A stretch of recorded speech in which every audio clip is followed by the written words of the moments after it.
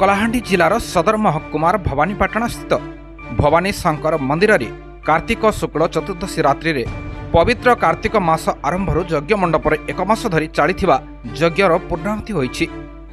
यज्ञाचार्य निरंजन दासों तत्वावधान में अनुष्ठित यह पूर्णाहुति यज्ञ पूजक सरोज मुनि कर्ता होइथिबा बेले शिवनारायण शासिनी दुर्गा माधव पंडा संतोष पाणिग्राही प्रमुख चरु समिध अर्पण दायित्व संपादन करथिले।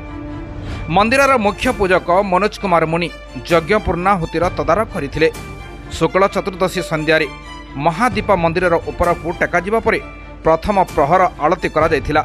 रात्रि 9टारे द्वितीय प्रहर आलती शेष हेबा परे मंदिरर यज्ञ मंडपरे यज्ञेश्वर महादेव पूजा अर्चना और होम आरंभ होइथिला।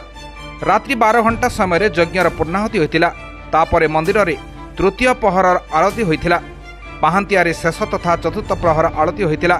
एही भवानी शंकर महादेव जहांक नाम रे भवानीपाटना सहर नामित होइछि। एही मंदिरर गर्भगृह रे 50 वर्षर ऊर्ध्व समय हैला अनवरत भावे अखंड दीप प्रज्वलन होई आसुअछि। सेहीपरि यज्ञ मंडप निर्माण और सेठारे यज्ञेश्वर महादेव को प्रतिष्ठा करिबा दिन ठारू विगत 30 वर्ष हैला यज्ञकुंडर अग्नि निर्वापित होई नाही।